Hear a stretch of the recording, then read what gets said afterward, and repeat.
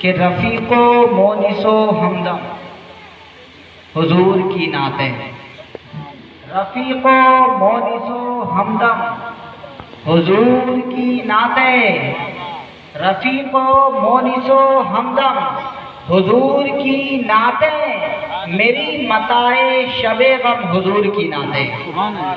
میری اشعار تو بہت سنتے ہیں، لیکن اس طرح کے اشعار جو اردو ادب والے ہیں یا اردو داں ہیں تو وہ اچھی طرح سے سمجھتے ہوں گے کہ کتنا معیاری ہے کہ رفیق و مونس و ہمدم حضور کی نعتیں اور میری متاع شب غم حضور کی نعتیں اور دل ملول کی راحت انیس تنہائی، دل ملول کی راحت انیس تنہائی، مثال کوثر و زمزم حضور کی نعتیں، مثال کوثر و زمزم حضور کی نعتیں، رفیق و مونس و ہمدم حضور کی نعتیں، میری متاع شب غم حضور کی نعتیں۔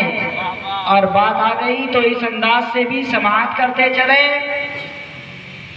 کہ اونٹ ہرنی شجر حور جن و بشر، اونٹ ہرنی شجر حور جن و بشر، سب فدا آپ پر شائفتہ آپ پر، اور میں زیارت کو تڑپا کیا عمر بھر، سانپ نے ہو قربا کہا آپ پر۔ یہ کب غار حرا کے میں جب آپ صلی اللہ علیہ وسلم داخل ہوئے تھے تو وہاں پر ایک سانپ بہت وقت سے منتظر تھا کہ انہیں خبر ملی تھی کہ آپ صلی اللہ علیہ وسلم تشریف لائیں گے، تو وہ انتظار میں تھا، لیکن حضرت ابوبکر صدیق رضی اللہ تعالیٰ نے ہر ایک سوراخ کو بند کر دیا۔ اس بنا پر اس نے کاٹا تھا تو اس نے کہا تھا کہ کیا کہا کہ اونٹ ہرنی شجر حور و جن و بشر، سب فدا آپ پر شائفتہ آپ پر، میں زیارت کو تڑپا کیا عمر بھر، سانپ نے ہو کے قربا کہا آپ پر، تو کیا کہا کہ عشق مجبور تھا، عشق مجبور تھا ہو گئی ایک خطا، عشق مجبور تھا ہو گئی ایک خطا، یا نبی مصطفیٰ یا نبی مجتبیٰ، یا نبی مصطفیٰ یا نبی مجتبیٰ، اور لالا زارے آتا گلستانے کرم، لالا زارے آتا گلستانے کرم، میم ملک قلم نون نور قدم، وہ جمیل الشیم وہ شفیع الامم، حسن کی آبرو عشق کا مدعا، حسن کی آبرو عشق کا مدعا، یا نبی مصطفیٰ یا نبی مجتبیٰ، یا نبی مصطفیٰ یا نبی مجتبیٰ۔ اور آخر میں یہ اشعار ہے، پھر تبدیلیاں بھی ہو سکتی ہے، لگشات چونکہ بہت وقت گزر گیا جسے میں نے پڑھا تھا کہ تخت دل پر قدم آپ رکھتے کبھی، تخت دل پر قدم آپ رکھتے کبھی، قریہ جا کے رستے مہکتے کبھی، شربت دید ہم بھی تو چکھتے کبھی، تخت دل پر قدم آپ رکھتے کبھی، قریہ جا کے رستے مہکتے کبھی، اور یا رسول اللہ شربت دید ہم بھی تو چکھتے کبھی، کاش ہم سے بھی سرکار کہتے کبھی، کاش ہم سے بھی سرکار کہتے کبھی، ہاں وہی گیت مجھ کو سنائے ضیا، یا نبی مصطفیٰ یا نبی مجتبیٰ، یا نبی مصطفیٰ یا نبی مجتبیٰ۔ ایک دفعہ اور بابا سے بلند درود پاک پڑھیے، اللہم صلی علی سیدنا شفیعنا حبیبنا مولانا محمد وعلی آل محمد بارک وسلم، صلو علیہ الصلاۃ والسلام علیک یا حبیب اللہ یا رسول اللہ صلی اللہ علیہ وسلم۔ میرے دوستو، میں نے جس آیت مبارکہ کی تلاوت کی ہے وہ اتنی مشہور معروف آیت ہے کہ تقریباً چہلم کے موقع پر، جہرم کے موقع پر، سالانہ کے موقع پر، غم کے موقع پر یا کسی موقع پر بھی ہو، بے شمار اوقات میں اکثر و بیشتر مقرر ان موقع پر جب گزرنے کا موت و حیات سے ریلیٹڈ کوئی بات ہے تو اکثر ان آیتوں کی تلاوت کرتے ہیں اور پھر اس کے بارے میں بیان کرتے ہیں اپنے اپنے انداز گفتگو کے ساتھ۔ کچھ باتیں میں بھی آپ کی سماعتوں کے حوالے، تو اللہ تبارک و تعالیٰ نے قرآن مقدس میں ارشاد فرمایا الذی خلق الموت، یہ ایک ایسا لفظ ہے کہ جس پر سب کا اکتفا ہے، سب کا اتفاق ہے۔ دنیا کی ہر باتیں ہیں، کوئی بھی ہو، ہر شخص اس پر متفق ہو جائے یہ ضروری نہیں، یہ لازم نہیں ہے۔ کچھ بات جو میری سمجھ میں بہتر لگے یہ ضروری نہیں کہ حضرت بھی اسے پسند فرمائیں، جو حضرت کو پسند ہو یہ ضروری نہیں کہ میں بھی وہ پسند کروں۔ کچھ کھانا ایسا ہے جسے میں لائک کرتا ہوں آپ لوگ ڈس لائک کرتے ہوں گے، کچھ باتیں ایسی ہیں جسے میں پسند کروں لیکن آپ ناپسند کریں، یہ زمانے کی ریت ہے۔ حتیٰ کہ علماء میں بھی اختلاف ہے، اس فتوے کسی بات پہ دیے گئے اس پر کسی کی رائے کچھ اور ہے۔ امام اعظم نے اپنی باتیں پیش کی، امام شافعی نے اپنی باتیں پیش کی۔ اس طرح سے اختلاف نا اتفاقی شروع سے چلی آ رہی ہے اور ہر بات پر کچھ نہ کچھ نا اتفاقی رہتی ہے، اور اختلاف امت بھی بعض اوقات جو حق کے لیے ہو تو وہ بہتر ہے، اس سے پھر کئی راستے اچھے نکلتے ہیں، تو یہ غلط بات ہے۔ لیکن موت ایک ایسا لفظ ہے کہ جہاں پر جا کر کے ایمان والے تو ایمان والے، کافر کا بھی اتفاق ہے کہ مرنا ہے، چاہے وہ کوئی شخص ہو۔ اب اس کی تفصیل میں جاؤں گا تو وہ خطابتی لب و لہجہ ہوگا کہ مرد عورت بچے بوڑھے جوان یہاں وہاں، گویا ایک لفظ میں سمجھ لیں کہ ہر شخص کا جس پر اتفاق وہ لفظ موت ہے۔ اب اتفاق سے آپ سمجھے کیا ہے؟ مانتے تو ہر شخص ہے کہ حضرت مرنا ہے، ایک نہ ایک دن اس دنیا سے کوچ کرنا ہے، لیکن حقیقت یہی ہے کہ زبان میں، قول میں اور فعل میں بہت فرق ہے۔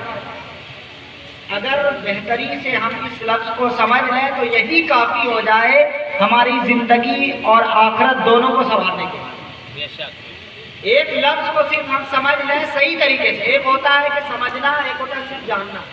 لفظ موت ہم بولتے ہیں لیکن حقیقتاً یہ نہیں سمجھ پاتے کہ یہ موت دی کیوں گئی ہے یا آتی کیوں ہے۔ جب رب نے زندگی دی ہے تو پھر موت کیوں دیا، اور موت ہی دینا تھا تو پھر زندگی کیوں عطا کی۔ تو یہ لفظ موت اگر ہم سمجھ لیں اچھی طرح سے تو پھر ساری باتوں کا حل بآسانی اور ساری باتیں ہمارے ذہن و فکر میں آ جائیں گی۔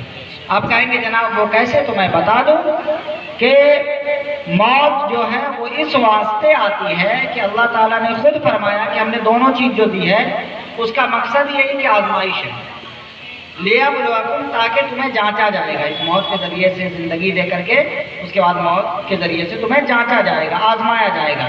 تو اب آزمائش کے لیے عقل مند اور بہتر انسان جس نے سمجھ لیا کہ موت کا مطلب یہی ہے کہ ہمیں اس کے بعد آزمائش کے لیے پیش ہونا ہے، تو جو شخص سمجھ گیا کہ موت آزمائش کے لیے آتی ہے تو پھر اس آزمائش کے لیے تیار رہیں گے، اس کی تیاری کریں گے۔ اس لیے کہ بچے سے بچہ، چھوٹے سے چھوٹا انسان بھی جسے پتہ چل جاتا ہے، وہ سمجھ جاتا ہے کہ ہمارا ایک امتحان ہونے والا ہے، چاہے وہ 1 کلاس کا ہی بچہ کیوں نہ ہو، تو اس کے دماغ میں اگر ڈال دیا جائے اساتذہ کی جانب سے، بچوں کی جانب سے، لوگوں کی جانب سے، ان کے پیرنٹس کی جانب سے، گارجین کی جانب سے، تو بچے اگر سمجھ جاتے ہیں کہ میرے سے پوچھا جائے گا تو پھر چاہے گھر والے تیاری کرائے، باہر والے کرائے، استاد کرائے، وہ خود سمجھ لے تو اس کی تیاری میں لگے۔ اب چھوٹی سی شے جو دنیاوی امتحانات ہیں، جس کو پڑھ کر کے، جس میں کامیابی اور کامرانی حاصل کر کے دنیاوی اعتبار سے ہم کامیاب ہوتے ہیں، یہ کون سی زندگی ہے؟ مختصر، یہ مختصر سی زندگی۔ اب ابتدا سے اس کی تیاری شروع، سمجھ لیجیے۔ اب 1 کلاس سے بچوں کو موٹیویٹ کر رہے ہیں، تیار کر رہے ہیں کہ بچے جا کے آگے اتنا ڈیولپ کریں کہ جا کے نوکری کے قابل ہو جائے، کامیابی و کامرانی کے قابل ہو جائے، اس دنیا میں اچھی طرح سے اپنی زندگی کے لمحات کو بسر کر سکے۔ تو یہ تمام کام کیوں کر رہے ہیں؟ اس دنیا کو بہتر بنانے کے لیے، جس کا کوئی بھروسہ نہیں، کہ جسے کہا ہے کہنے والوں نے کہ اگرچہ ظاہر میں صورت گل ہے پر حقیقت میں خار ہے دنیا، زندگی نام رکھ دیا کس نے موت کا انتظار ہے۔ کہ جیسے ہی پیدا ہوتے ہیں نا اس وقت سے ہماری زندگی گھٹنے لگتی ہے اور موت منتظر ہوتی ہے کہ جیسے جیسے بڑھ رہے ہیں ہم اس سے قریب ہو رہے ہیں۔ ہم آپ سمجھتے ہیں اپنی عقل کے مطابق کہ ہماری عمر بڑھ رہی ہے، ہم زندگی کے لمحات میں زیادہ ایج ہو رہا ہے تو ہم عمر میں زیادہ ہو گئے، لیکن حقیقت یہی ہے کہ عمر گھٹتی گئی ہے۔ مثال کے طور پر خبر ہے اگر 60 سال ہے تو اگر آپ نے 30 سال زندگی کا جی لیا تو اب 30 سال ہی بچے تو عمر بڑھی کہاں؟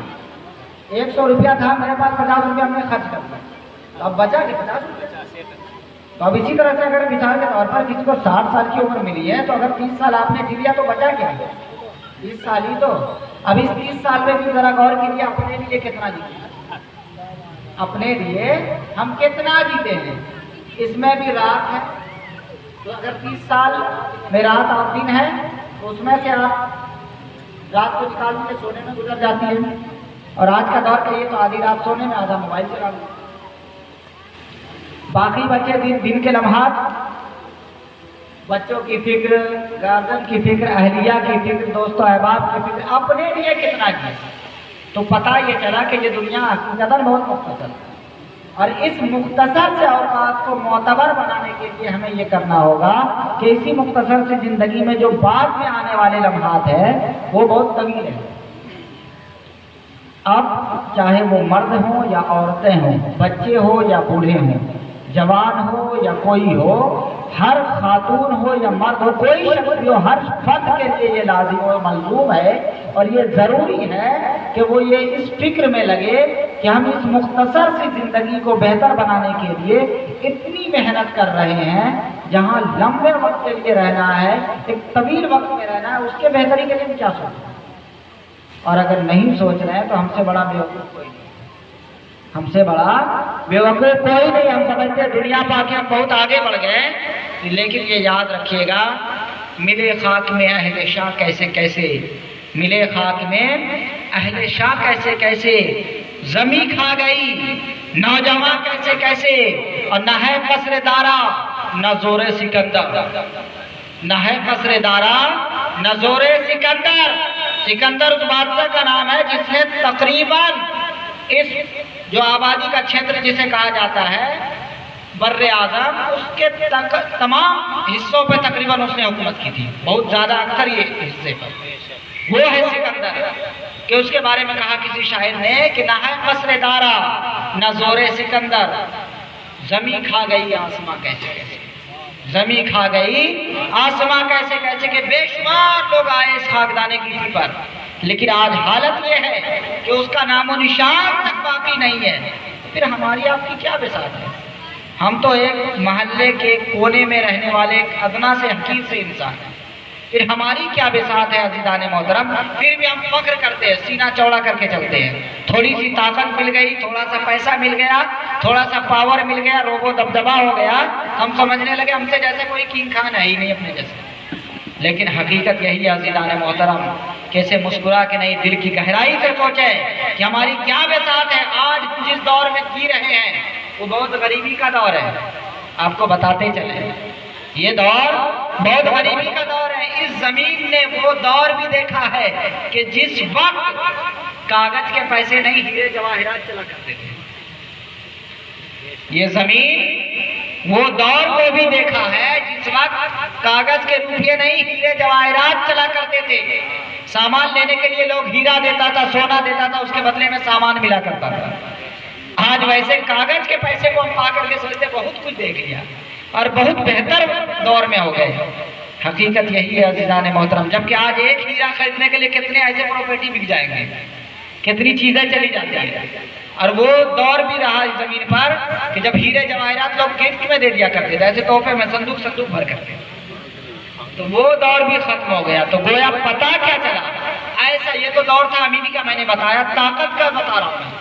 ताकतवर लोग इस जमीन पर ऐसा भी देखा इस हुए जमीन ने, जो हम आप क्या करते हैं, इस मिट्टी पे खोद करके मकान तैयार करते हैं। इस जमीन ने ऐसे पावरफुल लोगों को भी देखा जो पहाड़ काट करके मकान बना लेते हैं, जिसने अपनी ताकत पे घमंड था, जो पहाड़ को बोलते थे। जमीन पर तो कीड़े मकोड़े रहा करते हैं, हम जमीन पे रहने वाले थोड़ी है। पहाड़ को वो अपना आशियाना बनाए हुए थे, कौम आद, कौम समूद, जिसका आज हालत यह है कि नामो निशान तक बाकी। तो इस जमीन ने कैसे कैसे लोगों को देखा, कैसा कैसा दौर देखा, और हमारे सामने सारी चीजें। कुरान की आयत पढ़ें, अल्लाह ताला ने क्या फरमाया, गौर करें ना। लक़द कान फ़ी क़ससिहिम इबरतुन लिउलिल अलबाब, बेशक इन वाक़यात के अंदर इबरत है जो गौर व फिक्र करने वाले लोग हैं, समझ रखने वाले लोग हैं, उनके लिए इबरत। लेकिन हम गौर व फिक्र करें तब तो, समझें तब तो। कभी कुरान पढ़ने की फुर्सत नहीं, और मिल भी गई तो बस जैसे तैसे सरसरी तौर पर पढ़ा, तेजी से भाग, गोया कोई पीछे से धक्का दे दिया। جلد بازی، موبائل میں 3 گھنٹے بیٹھ جائے پتہ بھی نہیں چلتا. کیوں بتائیں آپ کو؟ آج کی تاریخ میں موبائل سے محبت ہو گئی. اب یاد رکھیں محبت کی دلیل کیا ہے. آپ پوچھتے ہیں نا بہت ساری مثالیں ہیں، لیکن ایک محبت کی ادنا سی دلیل یہ ہے کہ جس سے آپ کا دل لگ جائے، جس سے آپ کا دل لگ جائے اسے محبت کہتے ہیں. تو آج دیکھ لیجئے زبانی اعتبار سے ہم کہتے ہیں کہ کوئی خوبصورت شے کا دیوانہ ہے، کوئی کسی چیز کا دیوانہ ہے، لیکن یہ تمام دیوانگی جو ہے جھوٹی ہے. حقیقت یہی ہے کہ آج کی تاریخ میں 90% لوگ جس کے دیوانے وہ ہے موبائل. کیونکہ موبائل اس دیوانگی کا نام ہے کہ جو 1 گھنٹے کے بجائے ہمیشہ 3 گھنٹہ لے لیتا پتہ بھی نہیں چلتا. اور حالت یہ ہے کہ جسے کہا گیا کہ ہم ہوئے کہ تم ہوئے کہ میر ہوئے، سب اسی زلفوں کے اسیر. ایک زمانہ تھا جب لوگ دیکھتے تھے قرآن کو دیکھتے تھے تو کہتے تھے آئی لو یو، میں ان سے محبت کرتا ہوں. نماز کے بارے میں کہا میں ان سے محبت کرتا ہوں، آئی لو یو. اچھی چیزوں کے بارے میں کہا تو کہا آئی لو یو. لیکن آج زمانہ بدلا، وقت بدلا، فکر بدلی، زبان بدلے، انداز بدلے. آج دنیاوی اشیاء کو دیکھا تو مال و دولت کو دیکھا کہا آئی لو یو، اچھی چیزوں کو دیکھا کہا آئی لو یو. مطلب سوچنے کا انداز ہی بدل گیا اپنا.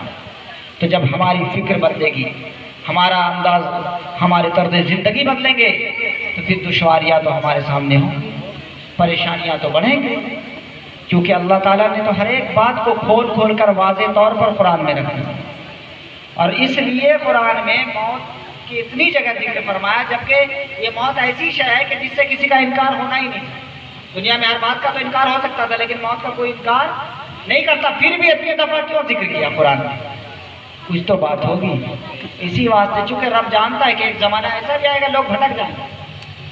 موت کو بولیں گے، موت کے بارے میں بھی بولیں گے، لیکن سمجھیں گے کہ موت آتی کیوں، یہ چیز نہیں سمجھیں گے. اور اس بات کو سمجھانے کے لیے رب نے قرآن میں ذکر کیا لِيَبْلُوَكُمْ أَيُّكُمْ أَحْسَنُ عَمَلًا.